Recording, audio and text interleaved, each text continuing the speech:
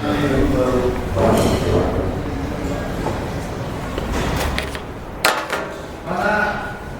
dua? Ada dua. Sepi ini.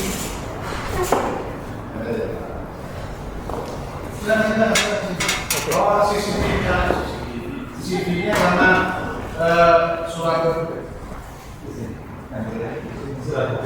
Ini sudah ya.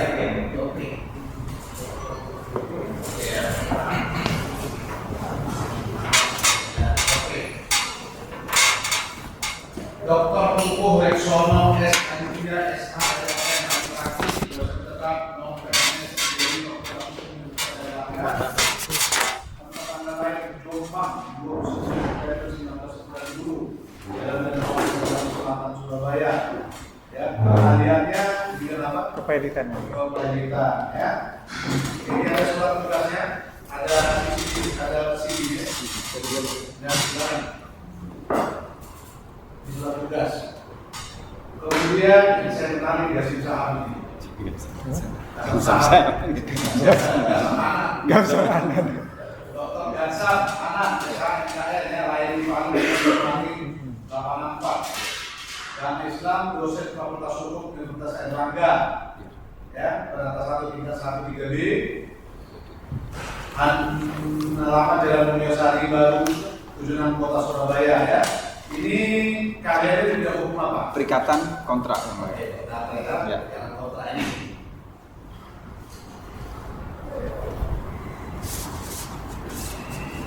Oke, baik. Silakan berdiri dulu secara terbuka ya.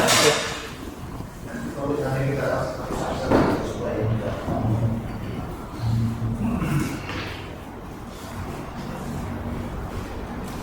Islam. Ya. Bismillahirrahmanirrahim. Demi Allah saya bersumpah. Sebagai ahli dalam perkara ini akan mengeluarkan pendapat-pendapatnya sesuai dengan keahlian saya dengan sebaik-baiknya dan sejujur-jujurnya sesuai dengan peraturan undangan. Ya. Ini juga keahliannya bahwa saudara di sini adalah pendapat, ya, tidak menilai orang. Siapa dulu yang mau diperiksa? Dokter Gontar. Baik, yang kebaik kita belakang.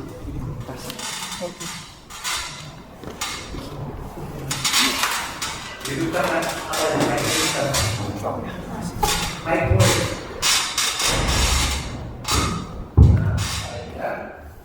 Silakan untuk lebih terarah pertanyaannya kami serahkan kepada pemohon untuk melakukan pertanyaan. Saya bertanya ahli, bisa ahli jelaskan mengenai keahlian ahli? Ya, tadi saya kira. Sudah langsung aja, apa yang ditanyakan? Dapatkah ahli menjelaskan apa yang menjadi syarat sah sebagai perjanjian? Ya, Majelis yang mulia, kuasa pemohon dan kuasa termohon, makasih atas perkenannya. Ditanyakan kepada saya apa syarat sahnya perjanjian, saya kira kita paham betul di dalam ketentuan pasal 1320 bahwa suatu perjanjian itu sah apabila memenuhi satu didasarkan pada kesepakatan para pihak, yang kedua kecakapan ini kalau subjek hukumnya adalah orang maka dinilai dari standar usia dan tidak ditaruh di bawah pengampuan. Sedangkan kalau ini adalah badan hukum, maka kecakapan ini dinilai dari sisi aspek kewenangan. Bahwa organ yang mewakili perseroan itu atau badan hukum itu adalah organ yang berwenang. Kemudian yang ketiga, objeknya tertentu atau dapat ditentukan. Lalu keempat, kausanya atau tujuan dari perjanjian itu tidak bertentangan dengan peraturan perundang-undangan, kesusilaan dan ketertiban umum. Prof. Sebekti menerjemahkan kausanya halal. Saya kira itu. Berikutnya, apakah maksud pasal 1320 KUH Perdata dan apa kewajiban seorang pembeli? Bagaimana akibatnya jika pembeli tidak membayar? Ya, artinya 1320 ini sebagai syarat sahnya suatu perjanjian. Karena kontraknya sah, maka kontrak ini atau perjanjian ini melahirkan perikatan. 1233 melahirkan hubungan hukum antara para pihak berdasarkan pada perjanjian. Yang menurut ketentuan 1338 ayat 1, perjanjian itu mengikat layaknya mereka, bagi layaknya undang-undang bagi mereka yang membuatnya. Nah, berkaitan dengan hal ini, maka tentu karena ini perjanjian, maka para pihak wajib untuk melaksanakannya. Nah, kalau kemudian ditanyakan dalam konteks jual beli, apa kewajiban dari pembeli itu? Saya kira jelas, kita bisa lihat di dalam ketentuan pasal 1513 sampai dengan pasal 1518 KUH Perdata. Di dalam ketentuan pasal 1513, kewajiban utama si pembeli ialah membayar harga pada waktu dan tempat sebagaimana ditetapkan di dalam perjanjian. Ini adalah kewajiban utama ya, karena bisa saja nanti para pihak itu memperjanjikan kewajiban-kewajiban lain bagi si pembeli. Misalnya pembeli wajib untuk menerima barang ketika barang ini dikirimkan. Nah, tetapi jelas kewajiban utama pembeli itu adalah membayar pada waktu dan tempat sebagaimana yang telah diperjanjikan. Bagaimana kalau kemudian pembeli ini tidak membayar harga jual beli? Ya implikasinya dia wan prestasi. 1243, 1236, 1238. Akibatnya maka si pembeli dapat digugat ganti rugi biaya dan bunga. Saya kira itu.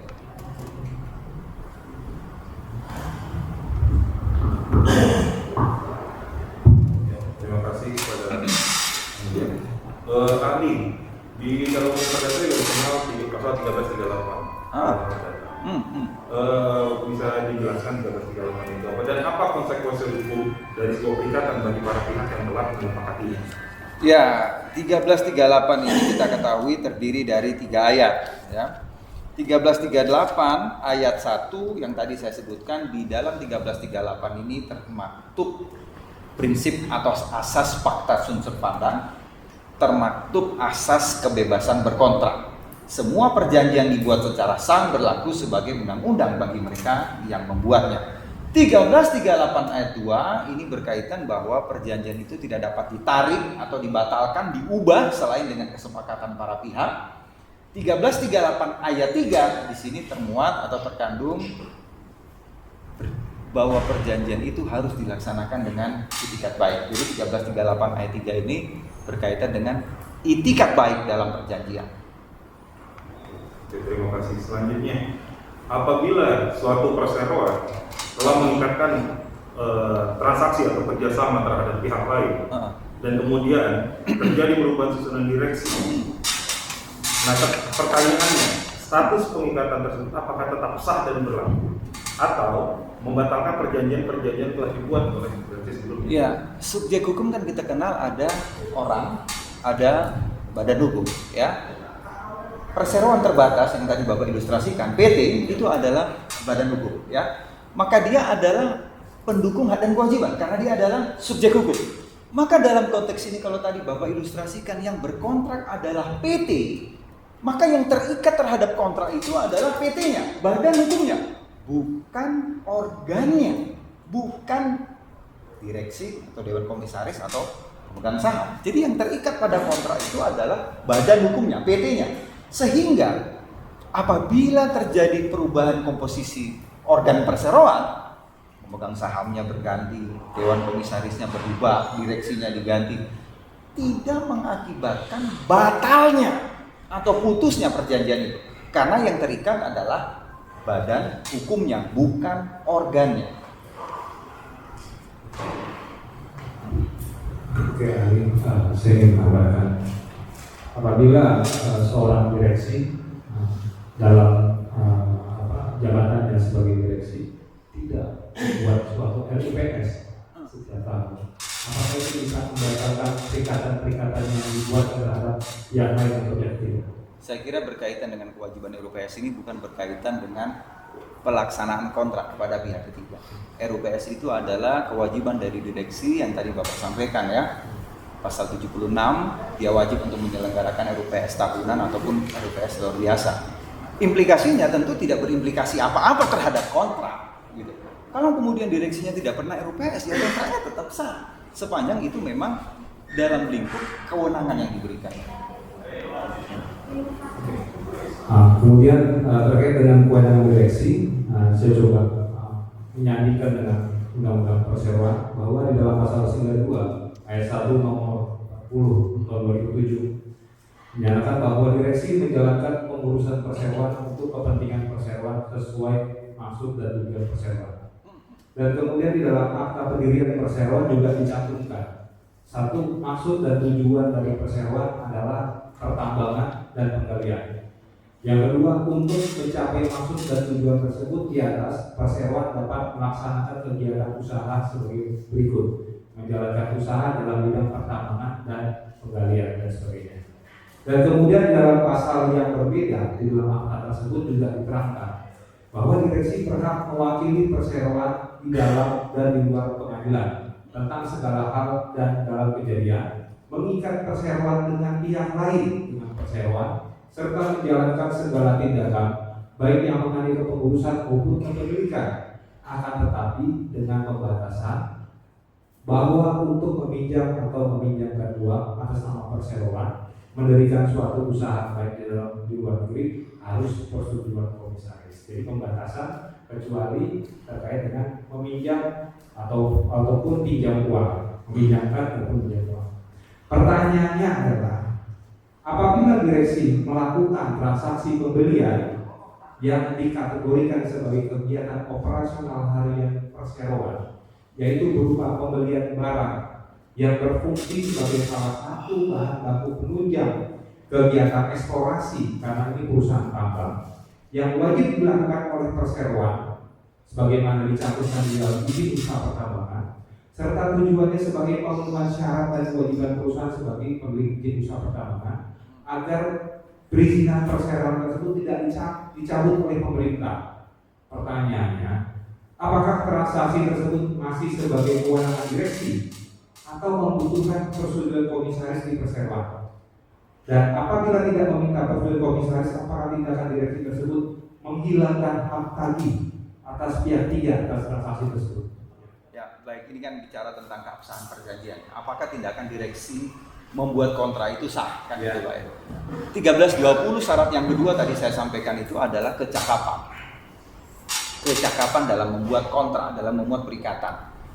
Bila mana ini adalah badan hukum, maka standar kecakapan ini harus dibaca dari sisi aspek kewenangan. Bahwa organ yang mewakili badan hukum ini adalah organ yang berwenang. Jelas pasal 1 angka 5, pasal 92 ayat 1, pasal 98 ayat 1 Undang-Undang 40 2007 jelas menentukan bahwa direksi adalah organ yang berwenang melakukan tindakan pengurusan Dadenvan Beheren dan tindakan mewakili. Jadi direksi itu dua kapasitasnya. Dia tindakan pengurusan dan tindakan perwakilan. Ini adalah batu uji keabsahan perjanjian.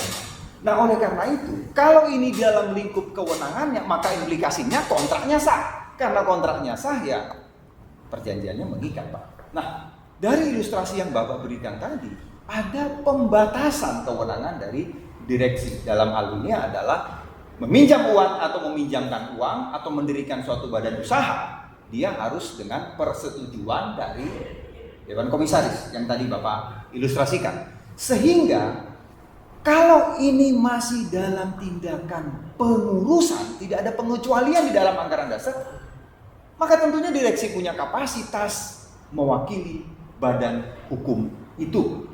Implikasinya, karena ini dilakukan oleh organ yang berwenang, maka kontraknya adalah sah, sehingga kontraknya adalah mengikat. Saya kira itu jelas. Kemudian pertanyaan saya adalah, apabila ini berandai-andai, apabila seorang direksi dituduh atau dianggap telah melakukan tindakan di luar dengan kewenangannya, pertanyaannya adalah bagaimana konsekuensi hukum dari sebuah perikatan atas perseroan tersebut terhadap pihak lain, dan atas utang-utang yang sudah timbul dengan pihak lain. Baik, saya kira ini bicara ketika direksi melampaui kewenangan yang kemudian kita kenal. Ya apabila ya, taruhlah kemudian kalau kemudian direksinya tidak berwenang atau melampaui kewenangan yang kemudian kita kenal dengan istilah doktrin ultra vires. Dia melampaui kewenangan. Apa implikasinya terhadap perjanjian itu? Apakah kemudian kontraknya menjadi batal? Nah, kita lihat misalnya secara normatif di dalam pasal 102 Undang-Undang 40 tahun 2007. Jelas di dalam pasal 102 ayat 1, direksi itu mempunyai kewajiban untuk meminta RWS dalam kondisi tertentu. Tetapi perlu diperhatikan ketentuan di dalam pasal 102 ayat 4 bahwa perbuatan hukum sebagai dimaksud dalam ayat 1 tanpa persetujuan RUPS tetap mengikat perseroan pihak lain dalam perbuatan hukum tersebut. Pihak lain tersebut beritikat baik. Beritikat baik. Makanya kemudian saya kira banyak kajian Pak ya, banyak tulisan apakah tindakan ultra vires ini kemudian dianggap batal kontraknya, karena kita sandingkan 1320 dia dipakai yang angka 4 bahwa dia bertentangan dengan undang-undang atau bertentangan dengan anggaran dasar. Ada beberapa putusan, saya kira banyak putusan yang kemudian menyatakan kontraknya batal demi hukum karena dianggap bertentangan dengan undang-undang atau bertentangan dengan anggaran dasar. Nah, tetapi jelas terjadi pergeserannya paradigma mengenai ultra vires ini. Nanti bisa ditelusuri. Karena pihak ketiga yang beritikat baik, ya tentu harus dilindungi, Pak.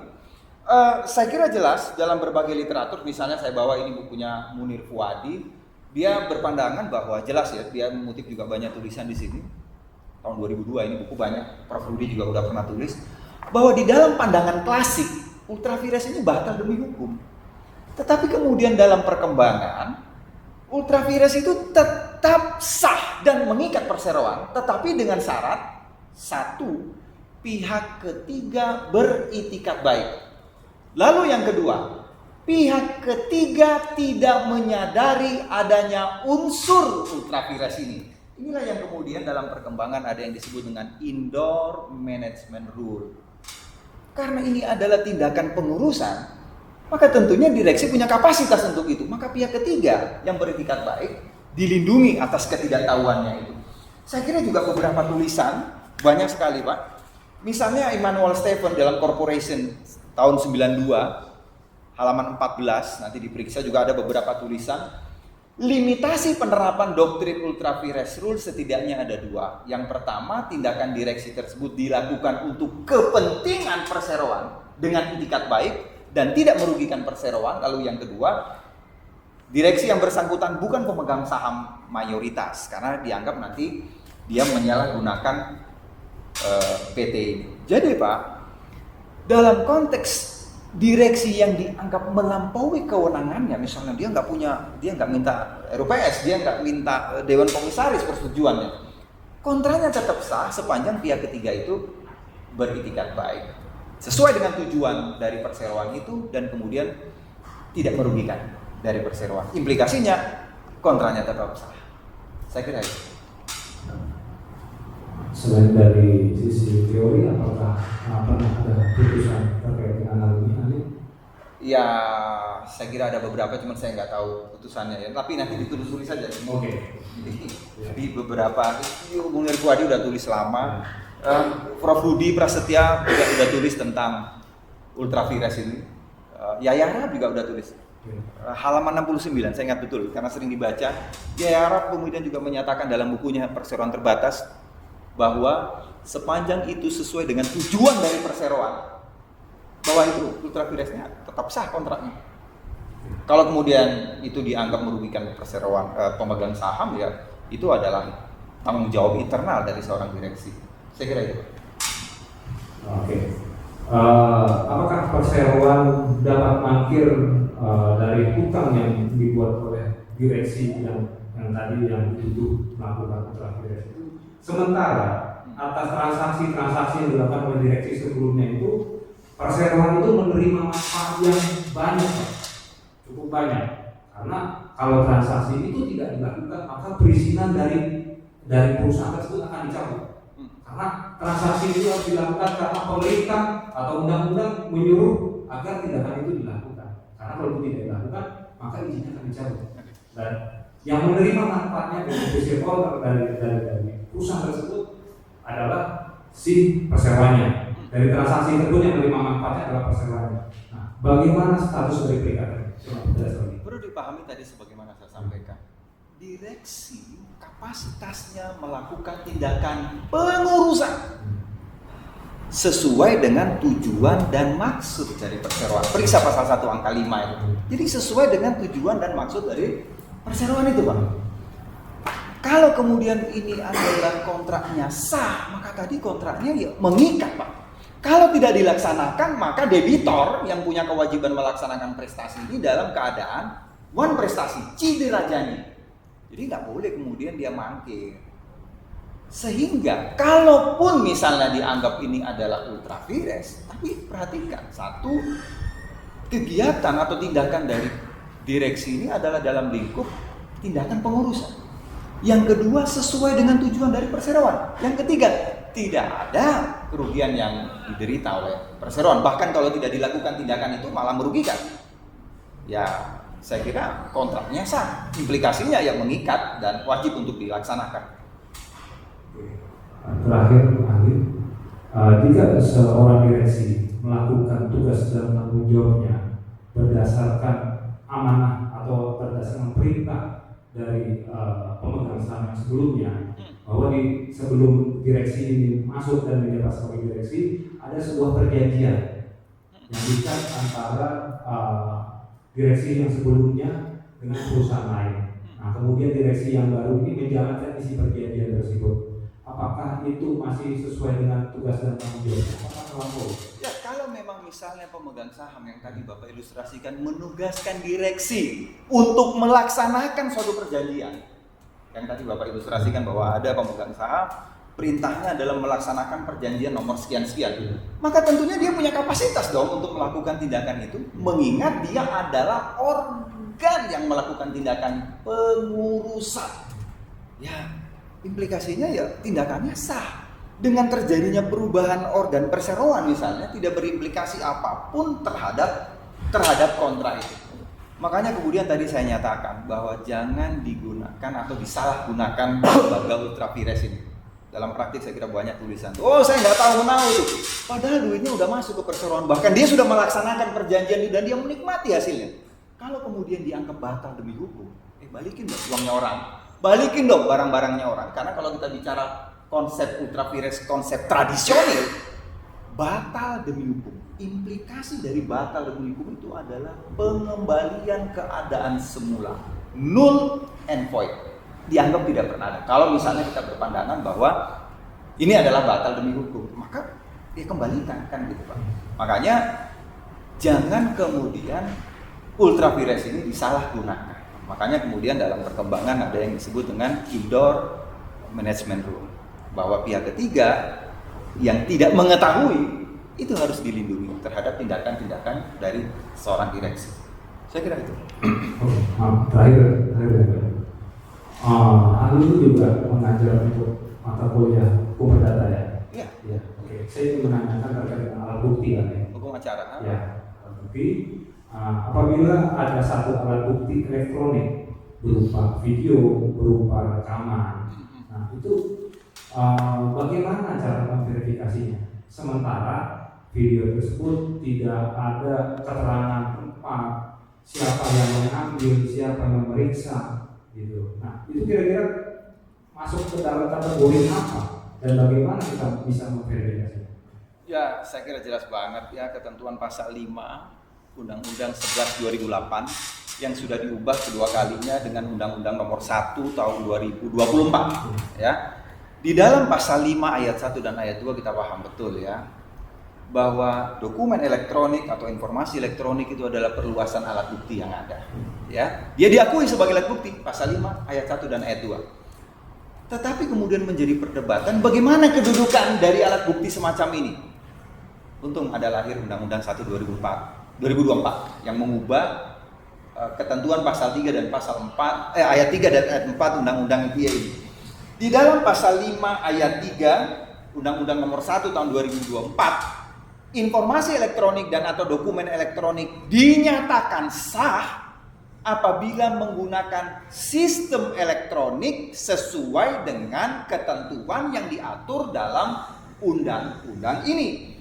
Apa itu? Baca pasal 6 Undang-Undang 11 2008. Harus terjamin, dapat ditampilkan, terjamin keutuhannya, dapat diakses, dan seterusnya dan seterusnya. Artinya, kalau dia mau menjadi alat bukti yang sah, Pak, maka harus memenuhi ketentuan pasal 6. Ada ketentuannya di situ. Kalau kemudian ini tidak dipenuhi, maka dia tidak menjadi alat bukti yang sah. Dia berkedudukan sebagai alat bukti yang bebas. Alat bukti bebas. Hakim mau pakai atau tidak, ya terserah hakim. Maka alat bukti yang sifatnya bebas ini perlu didukung dengan alat bukti lain. Misalnya ada WA. Nah, kalau dia menyangkal, maka tentu perlu didukung dengan alat bukti lain. Karena dia baru bisa menjadi alat bukti yang sah apabila memenuhi ketentuan undang-undang ini. Saya kira ada di tulisannya ya Rahab, udah lama banget tuh dia tulis tentang kedudukan alat bukti elektronik. Bukunya Prof. Eva Laila Fakhria dari Unpad, dia nulis khusus tentang kedudukan alat bukti elektronik. Saya kira itu Pak, alat bukti bebas kalau tidak terjamin. Dari kami cukup. Ya. Baik, kita silakan kepada pemohon. Ya.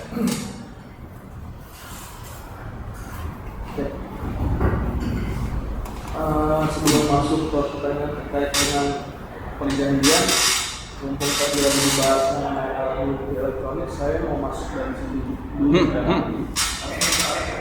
Pakai mic. Dan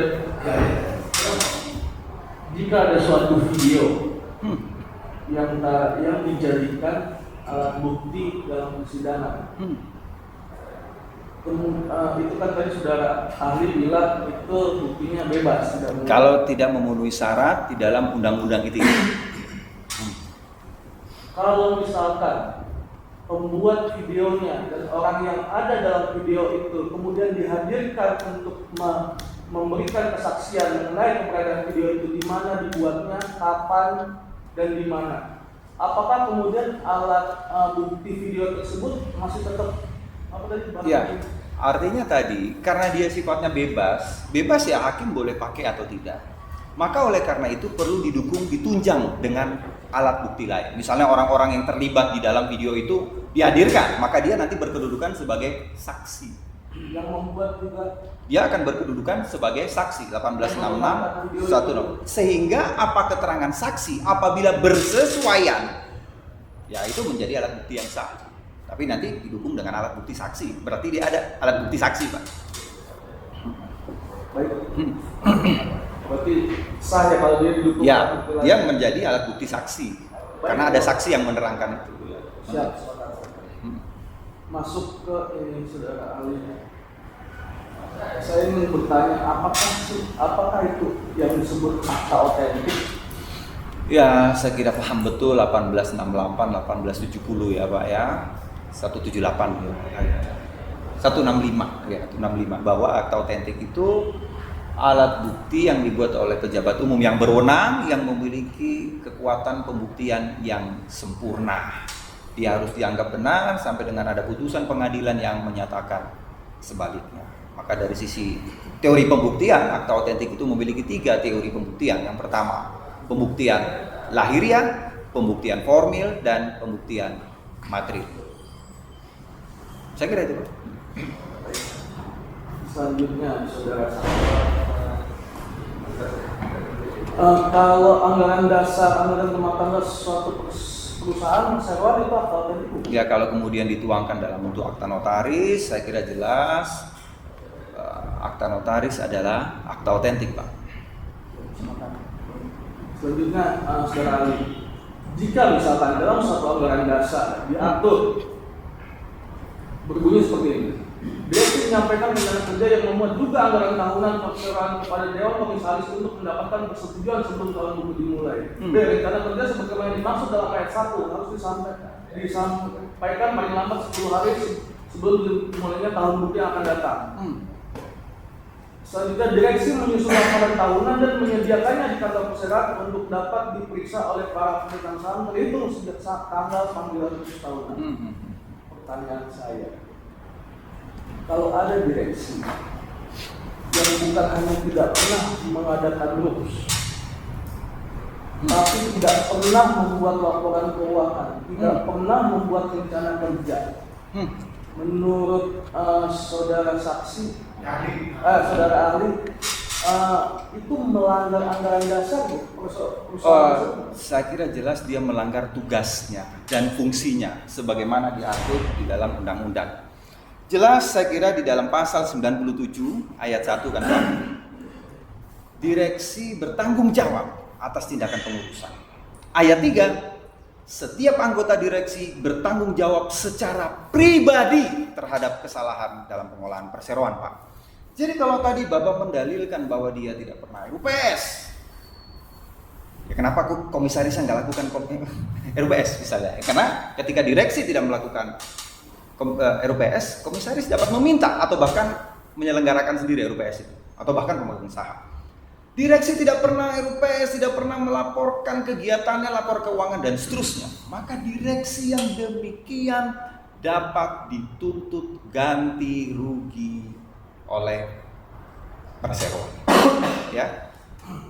Makanya kemudian saya sampaikan tadi, apakah kemudian berimplikasi terhadap kontrak keluar? Ya, itu tidak berimplikasi terhadap kontrak keluar. Saya kira itu. Selanjutnya, kalau dalam suatu akta terus termaktub fakta-fakta, misalkan saya kutip sedikit. Terhadap pimpinan direksi menyatakan bahwa selama menjabat setelah direksi tidak berturut direksi bersama tidak pernah melakukan tahunan sebagai mestinya dan tidak pernah melaporkan kegiatan perusahaan kepada pemegang saham. Apabila ada di dalam suatu akta dituangkan fakta seperti itu, isi akta ini pembuktiannya sempurna atau bisa dibantah? Ya, saya kira itu karena dituangkan dalam bentuk akta otentik, ya itu memiliki kekuatan pembuktian yang sempurna, Pak. Baik. Saya masuk lagi ke pertanyaan selanjutnya. Pertanyaan seperti ini. Apakah perjanjian yang dibuat oleh direksi perseroan terbatas di luar kewenangannya mengikat perseroan? Misalkan, mengikat perseroan. Misalkan, anggaran dasar perseroan menentukan direksi berwenang mewakili perseroan kecuali meminjam dana. Misalkan, kecuali harus mendapatkan persetujuan komisaris, dewan komisaris. Dalam hal direksi meminjam dana tanpa persetujuan komisaris dan digunakan bukan untuk kepentingan perseroan. Apakah kemudian perseroan bertanggung jawab atas pengembalian dana tersebut? Oke. Bukan untuk kepentingan perseroan. Baik. Sebagaimana tadi saya sampaikan. Pertama, kalau ini di dalam lingkup kewenangannya, maka kontraknya sah karena dilakukan oleh organ yang berwenang, punya kapasitas untuk melakukan itu. Lalu kemudian tadi yang kedua Bapak ilustrasikan bahwa untuk melakukan pinjaman uang atau meminjamkan uang atau mendirikan suatu badan usaha harus dengan persetujuan dari komisaris, kan gitu yang tadi Bapak sampaikan. Bagaimana kalau kemudian dia tidak melakukan persetujuan atau tidak meminta persetujuan RUPS, dia langsung misalnya meminjam uang ke orang lain misalnya. Ini berarti dia melampaui kewenangannya, Pak. Dia melampaui kewenangannya. Nah, oleh karena itu kalau memang betul dia melakukan pinjaman uang tanpa persetujuan dari RUPS, bagaimana kontraknya? Secara normatif, kontraknya adalah batal demi hukum. Tetapi, sesuai dengan norma 102 ayat 4, kalau pihak ketiga itu beritikat baik, maka kontraknya tetap sah. Lalu yang kedua, kalau ini adalah tindakan pengurusan, Pak, lalu kemudian ini untuk kepentingan perseroan di luar sesuai dengan tujuan dari perseroan, ya kontraknya tetap sah, kan gitu. Artinya meskipun dia ultra vires, tetapi kontraknya tetap sah. Artinya tinggal nanti dibuktikan apakah betul pihak ketiga ini bertikat baik, kan gitu. Mengingat tadi implikasinya adalah dia tidak punya kewenangan untuk meminjam uang. Kalau itu dalam konteks pinjam uang saya kira, Pak. Karena jelas anggaran dasar sudah membatasi meminjamkan uang atau meminjam uang, mendirikan suatu badan usaha harus dengan persetujuan dari Dewan Komisaris. Berarti di luar tindakan-tindakan itu tidak perlu persetujuan dari Dewan Komisaris. Baik, Ali. Sejak kapan sih direksi yang ultravirus itu bisa dimintakan pertanggungjawabannya? Saya kira tentu di dalam RUPS dapat dimintai pertanggungjawabannya. Bagaimana pertanggungjawaban keuangan dan seterusnya. Kalau kemudian misalnya dia sudah dikeluarkan atau sudah diganti misalnya karena dia melanggar, maka tentunya direksi dapat bertanggung jawab secara pribadi. Maka silakan perseroan yang dirugikan terhadap tindakan direksi untuk menggugat direksi. Kalau ada pidananya, pasal 155 kalau undang-undang PT juga bisa dijerat dengan pidana. Karena tadi pasal 97 ayat 3 dia bertanggung jawab secara pribadi. Sedikit lagi sekarang. Kalau tadi kan karena kita mulai contohnya dari peminjam meminjam yang di luar kewenangan ya. Kalau misalkan uangnya tidak masuk ke PT, tidak dinikmati oleh perseroan terhadap pihak berarti itu merugikan perseroan Pak ya. Karena ukuran tadi ultravirus kita tadi bilang tidak merugikan perseroan. Kalau duitnya masuk ke pribadi Pak, ya berarti kan ini saya kira menjadi persoalan juga dari berkaitan dengan ultravirus ini. Tinggal nanti dibuktikan dulu mengenai apakah pihak ketiga ini beritikat baik atau tidak. Karena kan persoalan penggunaan uang bukan tanggung jawab pihak ketiga kan. Maksud saya tanggung jawabnya itu ditimpakan ke perusahaan atau ke direksi ultravirus ini? Oh begini Pak, kalau kontraknya sah, yo PT ini tanggung jawab. Karena kesalahan direksi itu adalah tanggung jawab internal dari perseroan. Saya bikin kontrak misalnya Pak ya, saya berkontrak dengan suatu badan hukum, kebetulan beli rumah misalnya PT X, saya beli rumah gitu. Uangnya nggak masuk ke PT, tapi masuk ke rekening pribadi. Diambil sama direksinya. Apakah berimplikasi terhadap kontrak saya? Yo tidak. Kenapa? Saya sudah dilakukan sesuai dengan kewenangan yang diberikan, dalam hal ini direkturnya yang taken kontrak. Persoalan dia ngambil uang secara pribadi itu adalah tanggung jawab internal PT dengan direksinya. Silakan direksinya pidanakan, silakan direksinya digugat. Jelas pasal 97 ayat 3. Kalau itu merugikan, dia bisa tanggung jawab secara pribadi, Pak. Persoalan kesalahan dari direksi itu adalah persoalan internal dari perseroan, tidak berimplikasi terhadap keabsahan kontrak, Pak. Oke, saya mau tanya lebih konkret lagi. Kalau ada perikatan meminjam uang atas nama perusahaan, dia pinjam uang. Ya, uangnya nggak pernah masuk ke perusahaan, berarti bukan perusahaan. Saya mau tanya tidak sudah saksi, kontraknya sah? Sesuai dengan anggaran dasar yang tadi Bapak sampaikan. Uangnya nggak pernah masuk ke perusahaan. Sebagaimana yang tadi Bapak sampaikan, sebagaimana tadi harus dengan persetujuan dari anggaran dasar. Ya, kontraknya sah. Kontraknya adalah Uangnya juga kontrak. tidak digunakan ke perusahaan, ke tempat lain. Sah atau? Kontraknya secara normatif batal. Tetapi tentu pihak ketiga yang beretikat baik harus dilindungi. Maka harus diuji lagi apakah betul pihak ketiga ini beretikat baik. Pasal 97 ayat 4, pasal 102 ayat 4 bilang begitu loh Pak. Saya kira juga jelas dalam doktrin etikat baik ini harus dilindungi. Ketidaktahuan dia harus dilindungi. Lanjut. Ya, Izin, Ya. yang mulia melanjutkan. Udah deh. Boleh. Baik. Terima kasih yang mulia. Saya mau kembali ke basic, saudara ahli, berkenaan dengan 1320. Ya. Saudara ahli tadi tegas banget menyatakan bahwa suatu perjanjian itu harus kita bicara tidak secara subjektif, tetapi secara objektif. Syarat-syarat objektif. Objektif. Bicara objek tertentu, kausalah. Kausalah berarti dia tidak bertentangan dengan undang-undang, ketertiban dan kesesuaian. Betul ya, saudara ahli ya? Kausa itu adalah tujuan dari perjanjiannya. Baik. Tidak bertentangan dengan kesusilaan, ketertiban umum atau peraturan perundang-undangan yang sifatnya memaksa. Baik, dibaca. Baik, terima kasih ahli. Saya ingin kaitkan 1320 dengan perjanjian jual beli. Saya kasih contoh begini, saudara ahli. Ada apotik, dia menjual obat-obat keras terhadap orang-orang yang memang mengalami gangguan psikis. yang dimana ketika dia membeli obat itu dia harus mendapatkan izin dari dokter terlebih dahulu. Oke. Menurut saudara ahli, apabila si apotek, si penjual obat itu menjual obat tersebut kepada orang yang tidak layak, menurut ahli apakah perjanjian jual beli obat itu dikaitkan dengan 1320? Apakah itu tidak bertentangan dengan syarat objektif, saudara? Tolong dijelaskan. Kalau ini dianggap bertentangan dengan peraturan perundang-undangan, ya tentu batal demi hukum, Pak. Tetapi harus dipahami baik-baik, Pak. Sekalipun kontranya itu adalah batal demi hukum, tetap perlu putusan hakim. Bapak bilang ini batal demi hukum, perlu ada putusan hakim yang menyatakan batal.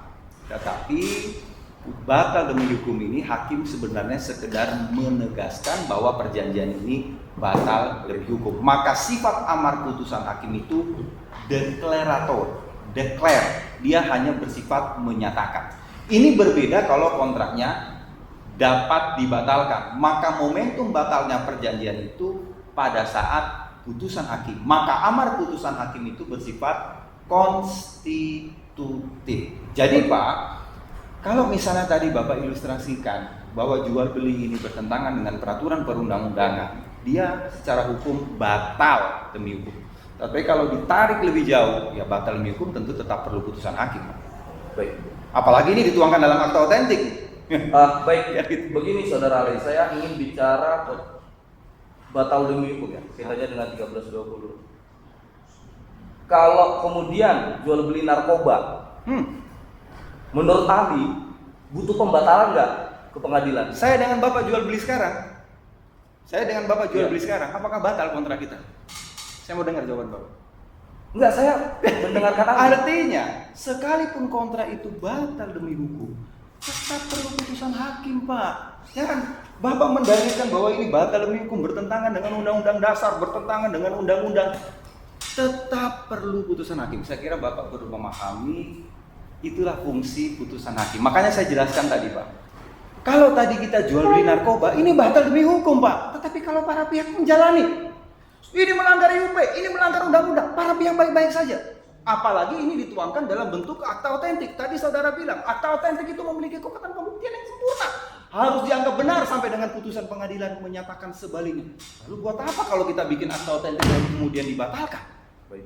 Bapak bilang batal demi hukum, buat apa saya Baik. bikin? Baik. Artinya Pak, sekalipun dia batal demi hukum, tetap perlu putusan hakim. Kita bilang ini ultra vires.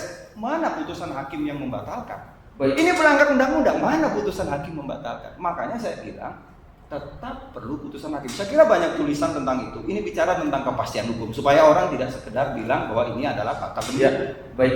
Ali, saya nangkap betul putusan ahli sangat terang benderang, sangat mencerahkan sekali.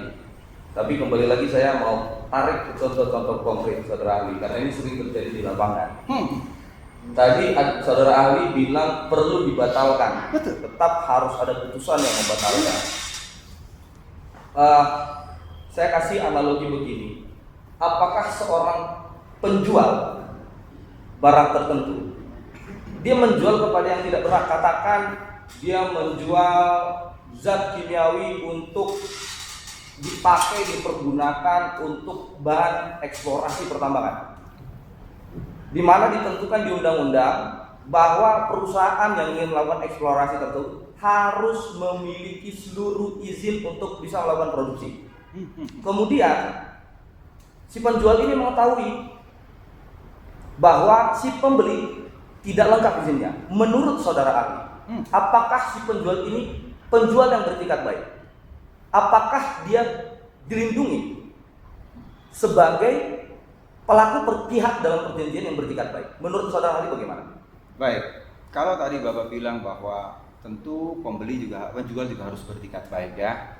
Artinya itikat baik ini juga dinilai dari sisi kehati-hatian ya. Tentu kita perlu kehati-hatian kita dalam melakukan penjualan. Apakah si pembeli ini memang punya kapasitas untuk melakukan pembelian itu?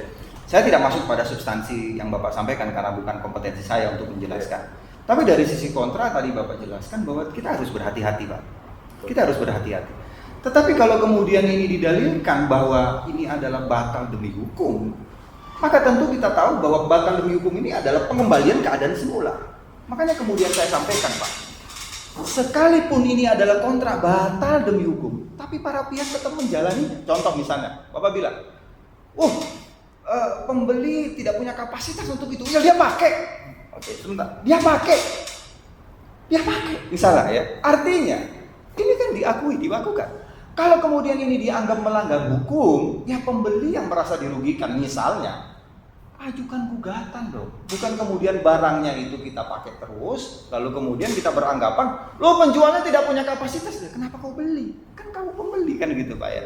Artinya tentu itikat baik itu tidak diukur hanya dari satu pihak saja, tetapi juga pembeli juga tentu harus berhati-hati. Kita lihat ya dengan konteks itu.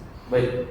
Jadi batal demi hukum kalau tadi mau disyaratkan dalam hal ini Pak, silakan diajukan putusan hakim. Karena implikasi dari batal hukum itu null and void. Pengembalian keadaan semula, barangnya dibalikin, uangnya dibalikin. Bukan kemudian batal demi hukum tak pulang. Loh, barangnya gimana kau bawa? Nah, balikin dong barangnya, kan begitu. Baik. Saya berarti penegasannya si penjual pun dalam konteks perjanjiannya itu jual beli, si penjual pun harus beritikat baik ya. Tentu saja, itikat baik harus dilakukan oleh mereka yang berkontrak. Baik. Saya balik ke si pembeli. Si pembeli ini adalah organ perseroan. Katakan dia direksi berwenang untuk bertindak atas nama perseroan. Nah, ketika dia kemudian menjadi seorang pembeli untuk kepentingan yang melanggar undang-undang, katakan melakukan tindak pidana, dan itu diketahui oleh si penjual, menurut saudara ahli, apakah kemudian si pembeli ini yang telah membeli barang yang bertentangan dengan hukum pidana, apakah kemudian pembeliannya itu mengikat perseroan secara perjanjian? Ya, tadi Tolong saya sampaikan ya, saudara ahli. itikat baik. Ya, saya kira ini dalam konteks ini adalah itikat baik, Pak ya. Karena secara normatif tadi juga menurut Fadi bilang sepanjang pihak ketiga itu beritikat baik. Kalau misalnya dia tahu bahwa ini adalah perbuatan yang melanggar hukum, ya tentu tidak boleh dong kalau dia melakukan tindakan itu. Itikat baik ini adalah kejujuran, ketidaktahuan, gitu Pak ya. Kalau dia adalah beritikat baik, ya kontraknya tetap sah. Kontraknya tetap sah. Tapi kalau ini dianggap, dia tahu kok ini perbuatan melanggar hukum, direksinya nggak punya kewenangan, barangnya barang terlarang, ya ini kan tentu dapat dianggap bahwa dia tidak beritikat baik. Karena tadi Bapak ngomong mengenai itikat baik ini.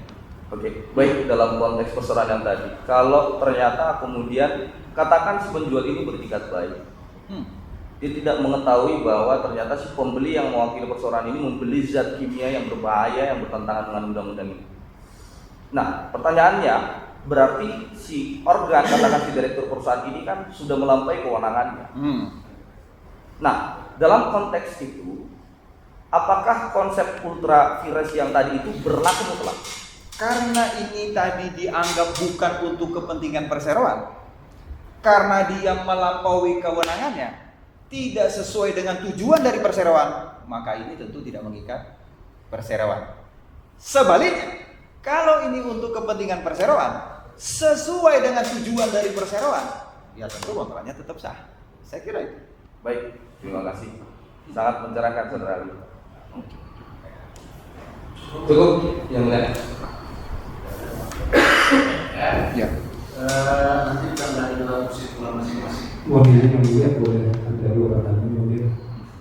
Singkat Jadi, dari nanti ke depan ya. Benar. ini penjelasan ahli.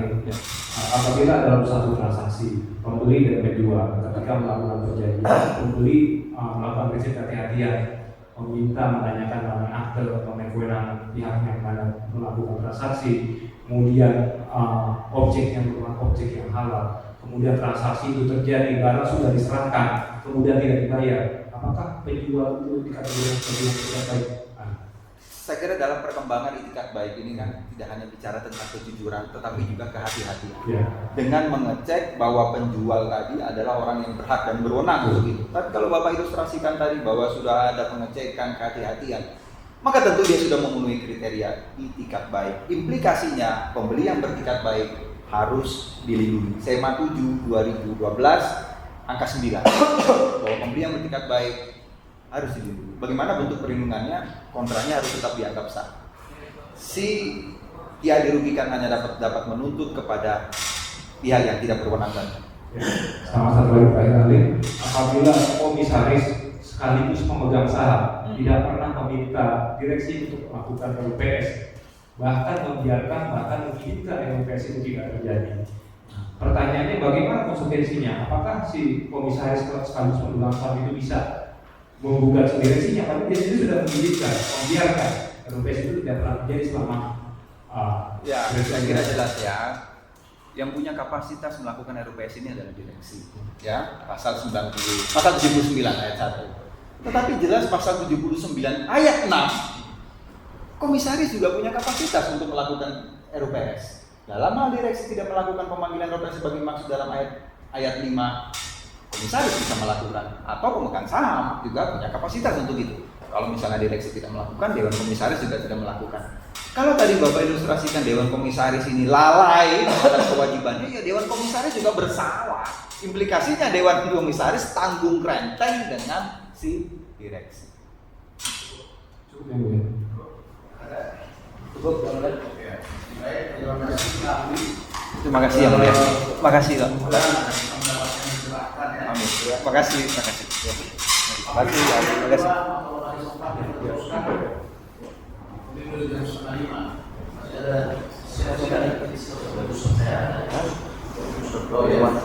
Baik,